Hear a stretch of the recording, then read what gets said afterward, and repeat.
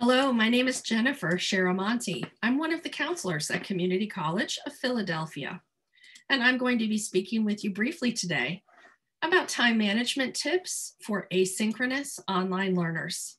Thank you for joining me for this presentation. Let's begin by talking about what we mean when we use that funny word asynchronous. In some ways, it's easiest if we come at it from its opposite.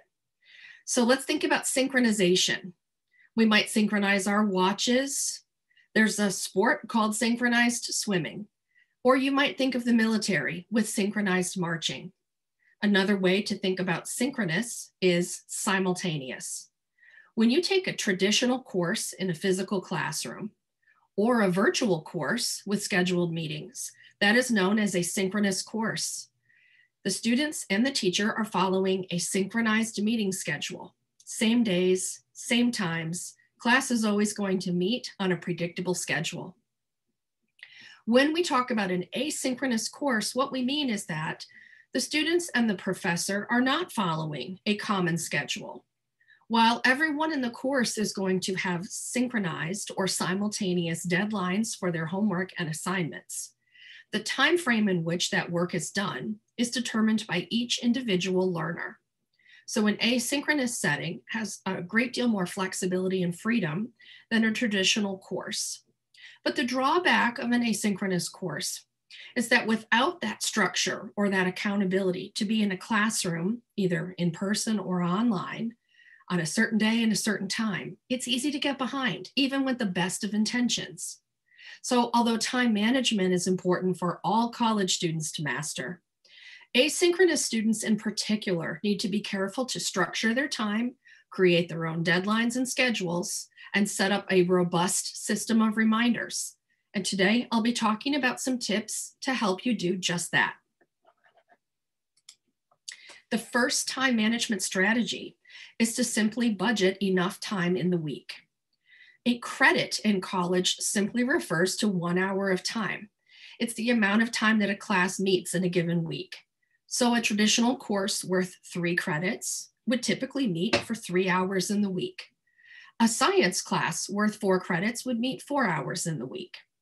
And in college, the rule of thumb is that for every 1 credit that you are taking in your schedule, you should be budgeting 2 hours of independent time for your homework. So this formula would show us that a 3 credit college course should generate approximately 6 hours of homework, or a total of 9 hours in the week. But when you are in an asynchronous course where there are no meetings, all 9 hours are considered independent hours. So we would say that 1 credit should generate 3 hours worth of work in your week.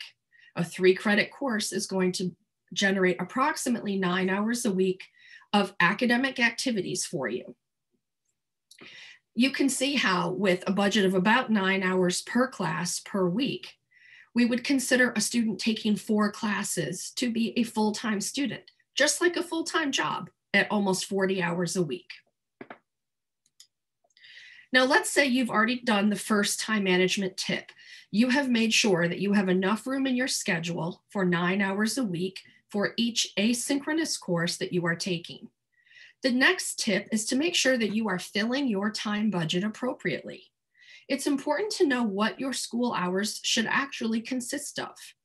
So you are spending your time appropriately if you are interacting with your instructor and classmates in Canvas, completing homework assignments, engaging in group work, doing research, taking notes, whether it's from a lecture, a textbook, or other sources for your class, writing and revising drafts, accessing tutoring services, or faculty office hours for assistance and support, and studying in an active manner. What do we mean by active studying? Well, students will often report to a counselor that they don't understand why they're struggling in a class, that they're spending a lot of time each week reading their materials. And that right there tells us that the student is studying in a passive manner. It's not about simply flipping through textbook pages or flipping through notes to review them, although those are important activities. The most effective studying is studying that is done in an active or interactive manner. So maybe you're reading through those textbooks or those class notes and quizzing yourself out loud as you go. Maybe you're taking those textbooks or notes and creating flashcards. Maybe you're on Zoom with a classmate and you're discussing the material from the notes and getting clarification on the parts that you found confusing. Effective studying is active studying. There may be other activities in which to fill your time budget each week, but this should give you an approximate idea of what a successful student is doing in an asynchronous and online course. Another time management strategy for online learners is to understand that your final deadlines can be deceiving. Well, what do I mean by that? I mean that when you are in a traditional classroom environment and you are regularly reporting to class, you are most likely going to be receiving reminders or having structure to keep up with major deadlines. But when you're in an asynchronous online environment, that may or may not be the case. And if it is happening, it's probably happening in Canvas, making it easy to forget. So one key strategy is to work backwards. Break down your big deadlines into a list of smaller or sub-deadlines at the start of the semester. And then also be sure that as you're breaking down those smaller deadlines, you are building in some wiggle room into your calendar to account for emergencies, delays, or anything else that's unexpected. A good rule of thumb is to schedule about 80% of your time in a given day or a given week, leaving 20% for the unexpected. One benefit of creating sub-deadlines from your big deadlines is that it helps with that nagging feeling that you can get in your free time, where you feel a little guilty or a little distracted thinking, I know I should be doing something for my class, but I'm not sure what. When you have a list of sub-deadlines, it's much easier to relax in your free time because you know you've got everything handled. Whoops, there we go. So let's take an example. Let's say you have a research paper and it's due April 15th. Let's work backwards from April 15th and create a list of sub-deadlines. So perhaps on March 1st, we might choose our topic. On March 5th, we begin researching sources for the paper. On March 10th, we continue with research. March 15th, we begin reading and annotating our sources, continuing on March 20th. On March 25th, we might begin writing our first draft. On April 1st, we make a plan to meet with a writing tutor to get feedback on our paper. On April 5th, we revise our draft. And on April 10th, we check for correct formatting and adjust as needed before we turn in that paper on the 15th.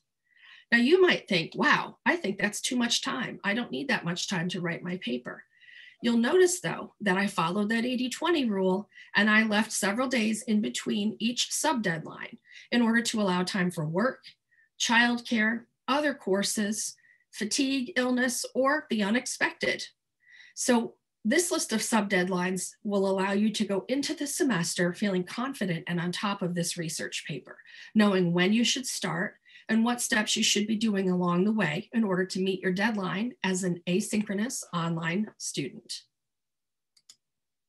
In the second example, we're talking about a math midterm on March 5th. So let's work backwards on preparing for this deadline.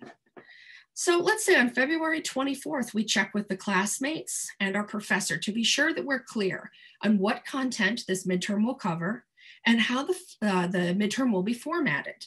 Will it be multiple choice, for example? Will I be required to show my work or just the final answer? So then February 25th, we're going to go ahead and schedule a tutoring appointment or an appointment with a professor to get help for any material that we're struggling with. February 26th, we'll start a study group if that's needed. And we'll make sure that we're studying in an active manner, like I said a moment ago, by making flashcards or other study tools if needed.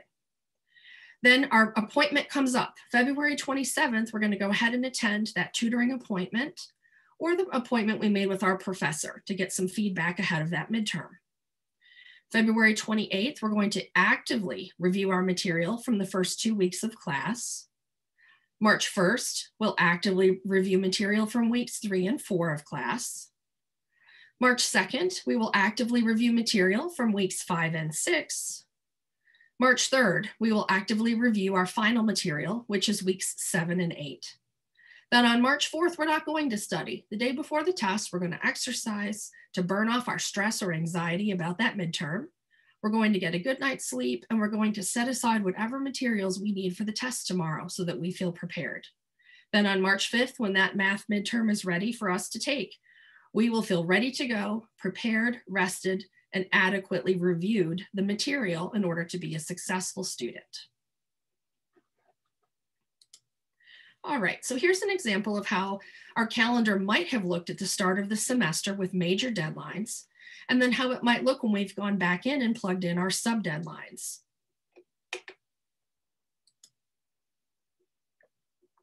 Now that we've made a master calendar and we plugged in both the major and the smaller due dates, it's time to review. Where are your heavy weeks? It's important to plan now at the start of the semester for those heavy weeks. Think ahead about what you might need in order to be successful. Will you need, for example, to ask your supervisor about reducing your work hours on those heavier weeks? Will you need to arrange backup childcare? Or perhaps even cook ahead and freeze meals? You may also need to take a look at all of your sub deadlines on the calendar and shuffle some of them for one course in order to accommodate a heavy week for another. It might actually mean starting some of your sub deadlines even earlier than you might think you need to, so that you're not overwhelmed in any given week. Now let's say you have done everything we've talked about so far. You've budgeted enough time in the week using that rule of 3 hours for every credit you're doing in an asynchronous course. You have filled your time budget appropriately. You have mapped out master deadlines and sub deadlines. The next strategy is to make sure you know where your typical time goes in a week. There are 168 hours in a week, and that sounds like a lot. And yet most people report that they feel busy and perpetually behind. So I'm inviting you to consider where your time actually goes. There are a lot of time calculators available for free online. Simply Google college student weekly time calculator, and you'll see many options. They are all going to list categories of activities that many college students engage in, with a multiplier field for the number of times in the week that you engage in that activity. So you might see things like the number of hours you sleep each night multiplied by 7. You might see categories like exercise or sports, social media, video gaming, childcare, grooming, working, or even eating. The important thing is to carefully and honestly fill in your weekly time calculator and review the results. You may be surprised. The bottom line is to ask yourself, do you have a time sufficiency problem or do you have a time management problem? What I mean by that is, many students say, I feel like I can't get it all done in the week. And they fill out their calculator and they find that they actually do have a time sufficiency problem. This student might be trying to get 200 hours worth of things done in a 168-hour week. And that student is going to have to make some really tough decisions about what they might have to modify or eliminate if they want to be successful in school. You might have the reverse problem. You might find that you actually have a lot more free time than you realized. You might even discover some big time wasters in your week. And this is a situation where you might have to start exercising increased self-discipline in order to use your time in a more effective manner to be successful in school. So perhaps you've implemented all of the strategies that I've covered today, but you find that you still need some more assistance with time management. Well, don't worry, because the counseling department is here to help. We offer ongoing live time management workshops and one-on-one academic counseling appointments. So please send us an email if you find that you need anything to support you as an effective time manager. Be sure that you include your name, your J number, your college email address, and a description of the type of help that you need when you reach out, and we will be more than happy to assist you. I'm so glad that you participated in this video today. By being here, you have shown that you care about being an effective time manager and a successful student. So I wish you all the best for a terrific semester. Take care and have a great day.